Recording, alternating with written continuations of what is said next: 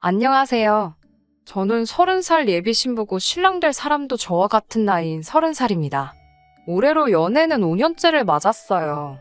결혼식 날짜를 저희 연애 시작한 기념일로 맞추기 위해서 정신없이 준비 중입니다. 5년이라는 긴 연애를 하면서 결혼까지 생각할 만큼 남자친구에게는 큰 확신을 가지고 있었어요.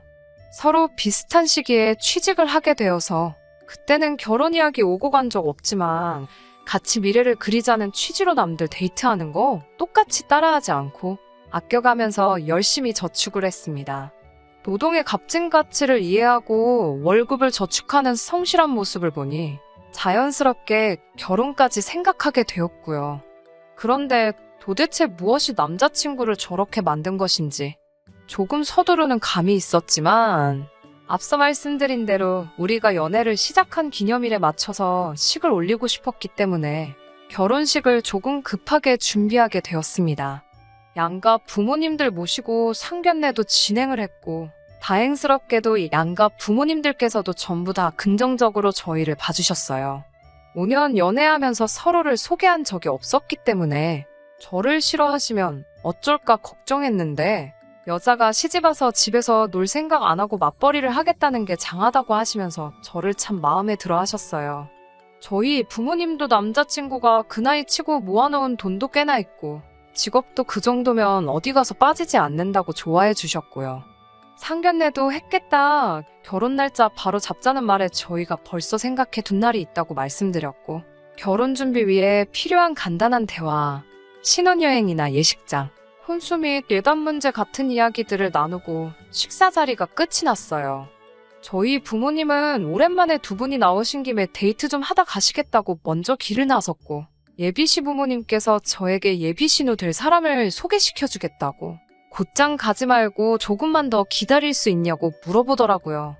소개시켜주실 거면 그냥 데리고 나오셔도 되지 않았냐 물으니 워낙에 바쁜 애라서 모시기가 영 힘든 사람이라고 너스레를 떨면서 말씀을 하시더라고요.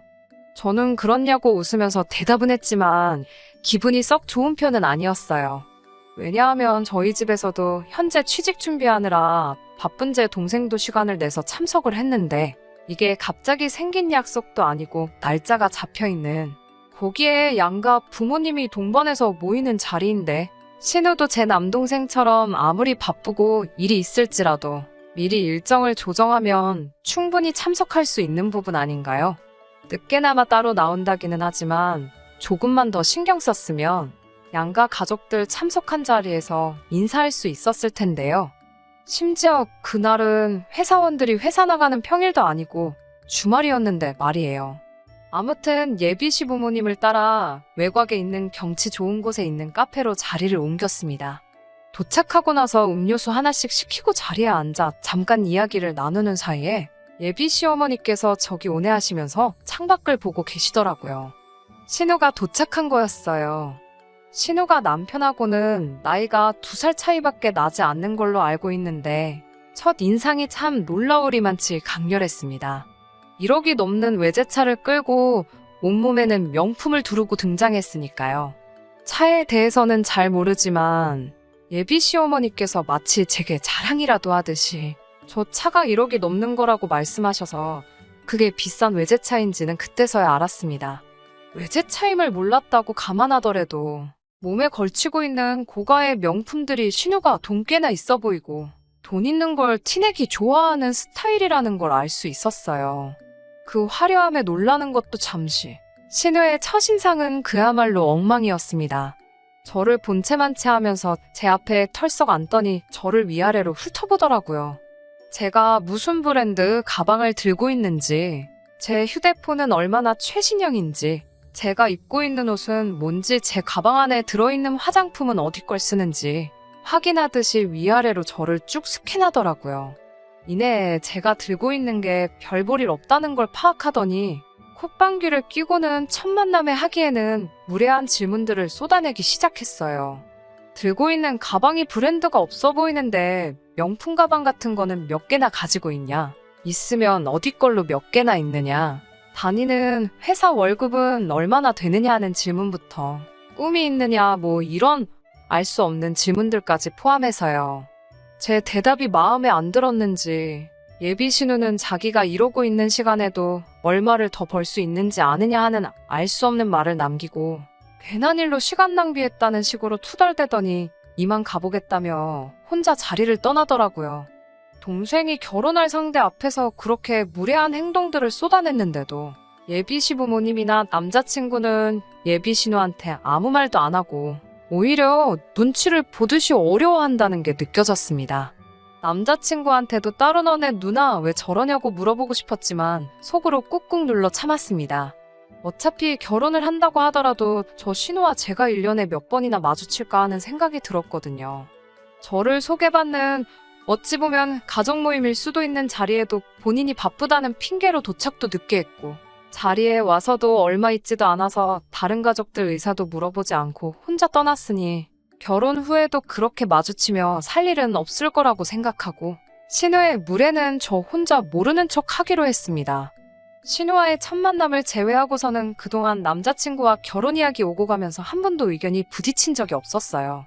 그런데 정말 생각하지도 못한 문제로 남자친구와 충돌이 생겨버려서 당황스러운 상황이에요.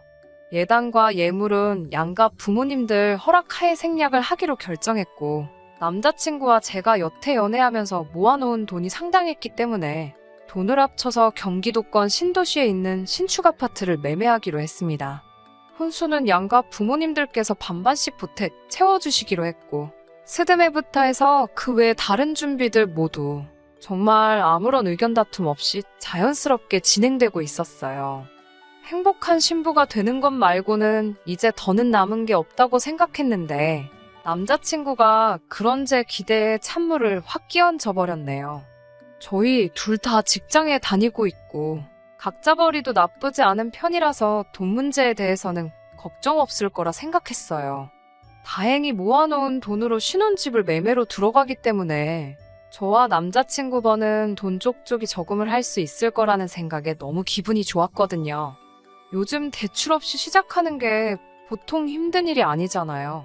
각자 월급의 일부는 생활비로 보태고 남은 돈에서 100만 원씩 모아 따로 적금을 들어 1년에 한 번씩은 해외여행을 가려던 계획도 있었어요. 생활비와 각자 용돈, 그리고 해외여행을 위한 적금을 제외한 나머지 금액은 미래에 태어날 아이라든지 아니면 더 나은 미래를 위해 다 저금을 할 계획이었고요. 모을 돈 빼고 낭비만 하지 않는다면 금세 돈이 모여서 10년 뒤에는 서울에 있는 아파트로 옮길 수도 있지 않을까 하는 생각도 하고 있었거든요.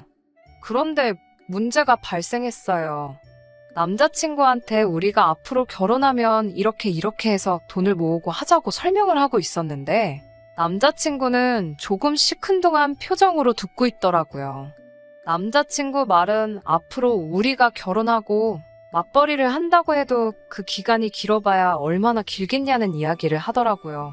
언젠가 우리 둘 사이에 아이도 생길 텐데 그렇게 되면 아이 어린이집 보낼 때까지는 외벌이 생활을 해야 하지 않겠냐는 생각을 갖고 있더라고요.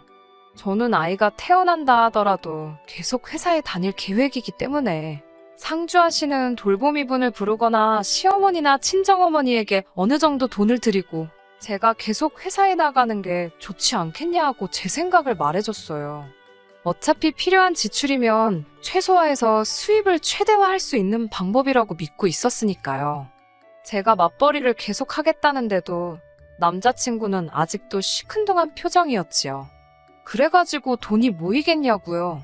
아무리 시어머니나 친정어머니가 봐주신다고 하더라도 돌보미를 고용하면 들어가는 돈만큼은 드려야 되지 않겠냐. 그리고 두 분이 만에 하나 아이를 봐주실 수 없는 상황이 되면 꼼짝없이 상주하는 돌보미를 드려야 하는데 한 사람 버는 게 그 사람 월급으로 빠질 것이고 그러면 우리 수중에 뭐가 남겠냐고. 맞벌이를 하는 거나 외벌이를 하는 거나 큰 차이가 없는 것 아니냐고 하더군요. 물론 아이돌 보는데 들어가는 비용이 큰 것은 사실이지만 제 월급이 돌보미분을 써도 모자랄 정도가 아니거든요. 물론 엄청 많이 남는 것도 아니지만요. 그래도 단돈 50만 원, 100만 원이라도 더 벌게 될 텐데 그게 외벌이랑 뭐가 다르냐는 말은 조금 서운했어요. 둘이서 월급도 그렇게 큰 차이가 나는 게 아니거든요. 남자친구 말은 앞뒤도 조금 안 맞았지요. 아이 때문에 회사를 그만두는 건 싫다. 맞벌이를 계속하면 좋겠다고 하는데 돌보미도 쓰기 싫고 양가 부모님께 돈을 드리는 것도 싫다. 그런데 또 아이는 가졌으면 좋겠다. 사실 말도 안 되는 억지잖아요. 그래서 당최 당신 생각은 어떻길래 말하는 것마다 다 싫다고 하는 거냐고. 내 생각보다 좋은 생각이 있으면 말해달라고 했어요. 그랬더니 앞뒤 다 잘라먹고 자기 누나, 그러니까 예비신우 이야기를 하더라고요. 누나가 타는 차 봤지? 누나가 들고 있는 가방도 봤지? 이러면서 대체 무슨 말을 꺼내려고 자기 누나 이야기를 저렇게 늘어놓는가 싶었습니다. 그런데 남자친구는 제게 정말 어이없는 제안을 제게 하더군요. 저랑 남자친구의 월급을 합치면 700만 원 언저리 정도 되는 돈이거든요. 당장은 우리 둘뿐이니까 생활비는 50만 원 정도면 충분하지 않냐고 하네요. 다 큰 성인 둘이서 생활비가 어떻게 50밖에 나오질 않느냐 하니 회사 식당에서 저녁까지 먹고 들어오고 차는 사지 말고 대중교통을 이용해서 출퇴근하고 허리띠를 졸라매서 모으자고 하더라고요. 아무리 아낀다고 해도 각자 써야 할 돈의 식비며 교통비까지 50만 원으로 때우자는 게 말이 안 된다고 생각했어요. 회사 식당이 아무리 가격이 싸도 둘이서 두 끼를 해결하면 최소 20만 원이고 교통비까지 생활비에서 충당하면 15만 원 정도 나오거든요. 그런데 나머지 돈으로 관리비며 공과금을 다 내는 게 말이나 되나요? 그리고 주말에는 물만 마시고 살 것도 아니잖아요. 갑자기 남자친구가 돈만 열심히 모았지 사실 경제관념이 하나도 없는 게 아닐까 하는 생각이 들기 시작했어요. 그래서 한 달에 650만 원을 다 저금을 하자는 거냐고. 무작정 모은다고 다 좋은 게 아닌 것 같다. 돈 아끼는 것도 좋지만 그건 절약을 넘어서 궁상을 떠는 게 아니냐고. 그렇게 살기는 싫다고 말했더니 남자친구가 말하길 저금을 하려는 건 또 아니라고 하네요. 이어서 한 말을 결론부터 말씀드리면 피땀 흘려 벌은 내 돈을 자기 누나한테 다 줘야겠다고 합니다. 참 순간 어이가 없어서 말도 안 나오고 멍 때리게 되더라고요. 애초에 50만 원 가지고 생활하는 것부터가 말이 안 되는데 나머지 돈을 전부 자기 누나에게 가져다 바친다니 그건 말도 안 되는 소리라고. 그리고 너네 누나한테 돈 가져다 바치는 거랑 우리가 모으는 거랑 뭐가 다르냐고 따졌더니 다시 또 그때 누나 타고 다니는 차 보지 않았냐고. 그 차가 시세로 1억이 넘는 차라고. 누나가 그 나이에 어떻게 그 돈을 벌었겠냐고 하면서 누나가 투자하는 눈이 예사롭지가 않다고. 그러니까 누나한테 돈을 맡기면 몇 배로 불려서 우리한테 줄 테니 당장 허리띠를 졸라매고 살아도 결과적으로는 우리 이득이라고 하더라고요.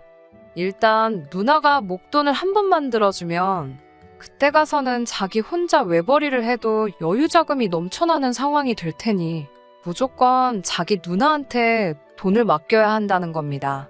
궁상맞게 사는 게 싫으면 일단 50만 원으로 생활하고 추가적으로 돈이 더 필요할 때마다 누나한테 돈을 타서 쓰면 된다고 하더라고요. 어이가 없어서 나보고 지금 결혼하고 나서 신우한테 내가 필요한 게 있다고 허락 맡은 다음에 돈을 타서 쓰라는 말이냐고 화를 냈더니 제 말을 곧대로 들어서는 바로 그 말이라고 맞장구를 치면서 역시 이해력이 빠르다고 싱글벙글 좋아하더라고요. 저야 평생 저금만 해왔지 투자 그런 쪽에는 관심도 없고 해서 그래도 예비신우 행색이 돈이 엄청 많은 티를 팍팍 내고 다녔으니 저는 예비신우가 어디 잘나가는 펀드 매니저 같은 그런 사람인 줄 알았어요. 아무튼 누나가 대체 뭐에 투자를 하길래 그렇게 돈이 많냐고 물으니 더욱더 할 말을 잃게 만들더라고요. 누나가 요 몇 년 사이에 코인을 해서 돈을 좀 벌었다고 자랑처럼 말을 하네요. 저는 공부 안 하고 산 주식도 전부 다 도박이나 마찬가지라고 생각하는 사람 중에 한 명인데 심지어 누나가 투자한다는 게 주식도 뭣도 아니고 코인이라니. 그 말을 들으니 웃음조차 나오지 않더라고요. 코인은 개인적으로 생각하기에 너무 위험한 것 같아서 조금 아닌 것 같다. 누나한테 돈 맡긴다는 말도 이해가 되지 않고 전 그렇게 누나한테 돈을 갖다 바치고 싶으면 결혼 후에 우리 돈은 서로 따로 관리를 하던지 아니면 다른 방법을 시간을 들여 생각해보자고 했어요. 그랬더니 남자친구는 곧바로 성질을 내면서 너 지금 우리 누나 실력을 무시하는 거냐고. 요즘 같은 시대에 코인으로 돈 못 버는 사람이 무식한 거라고 하면서 자기도 누나가 저렇게 돈을 번 이후로는 저금하는 사람들만 보면 바보 같다는 생각이 든다 하더군요. 자기가 저랑 연애하면서 취직 후 5년 가까이 모은 돈을 다 합쳐봤자 누나가 1년 동안 벌어들인 돈보다 훨씬 적다면서 말이죠. 자기 누나는 클릭 한두 번만 해도 몇백만 원을 버는데 자기는 하루에 몇 시간씩 일해서 그 돈 버는 게 회의감이 든다고 하더라고요.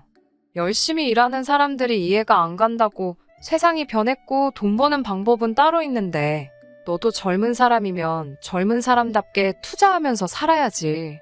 옛날 사람들 하는 방식으로 저축만 해서 어떻게 부자가 되겠냐고 한 소리를 하더라고요. 하여튼 저는 남자친구에게 내가 일해서 번 돈, 너네 누나한테 맡길 생각 없다고 재차 제 생각을 전했습니다. 남자친구는 끝까지 평생 저축만 해서는 부자 못 된다고 다시 한번 잘 생각해보라고 저를 설득해왔고요. 그렇게 벌써 일주일이 지났네요. 남자친구도 일부러 핑계를 대며 안 보고 있어요. 얼굴 보면 또 그 이야기 할까 봐서요. 지금도 연락이 오면 생각해봤냐고 물어보는 말 말고는 저를 일주일이나 안 봤는데 궁금한 건 따로 없는지, 내 걱정은 안 되는 건지, 그냥 내 월급 지네 누나한테 맡길 생각뿐인 것 같아요. 남자친구 말대로 저축만 해서 부자 되는 게 불가능한 세상이 되었다는 건 저도 충분히 인정하는 바입니다. 그래도 제가 번 돈을 그대로 예비 신우 될 사람한테 맡기는 것만큼은 하고 싶지 않네요. 이 결혼을 다시 생각해봐야 하는 걸까요? 참 고민이 됩니다. 후기 보내드립니다. 한동안 집에서 한숨만 쉬고 다니니 어머니께서 저한테 무슨 걱정이 있느냐 물어보시길래 숨기려고 했지만 있는 그대로 남자친구의 누나를 처음 만난 그날부터 전부 이야기하게 되었어요. 어머니는 코인이니 그런 것 잘 모르시는 편이지만 뉴스로 그 내용을 조금 접하셨기 때문에 저랑 똑같이 부정적인 시각이셨습니다. 그렇게 돈을 쉽게 벌면 세상 천지에 누가 일을 하겠냐고 하시면서요. 제가 남자친구가 좋아서 끝까지 결혼하겠다면 저를 말리지는 않겠지만 금전 감각이 하나도 없는 것 같다고 제가 아무쪼록 옳은 결정을 내렸으면 좋겠다고 하시더라고요.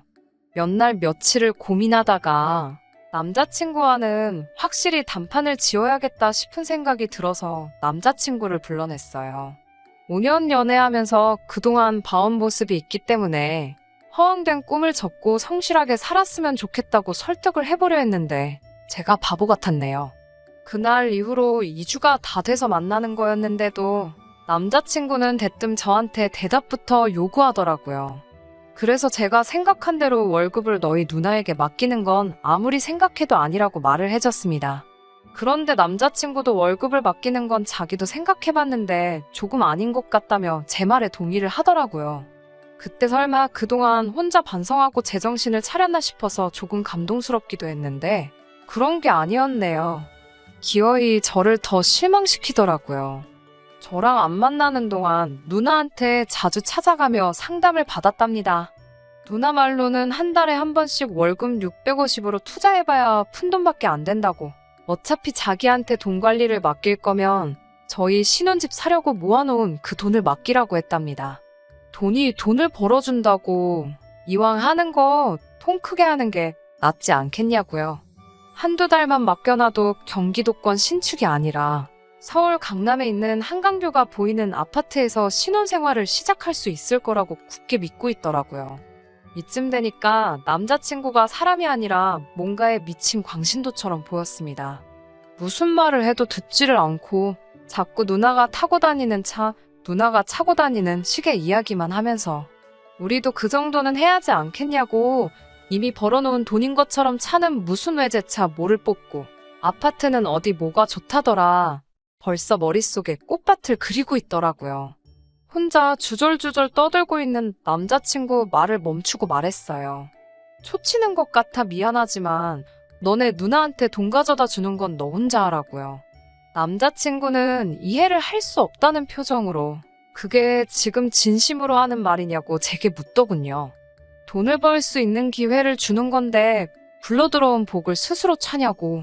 이런 기회 흔하지 않다고 하면서 결혼하려고 제가 모아놓은 돈까지 자기 누나를 자꾸 믿고 맡기라는 식으로 막무가내였습니다.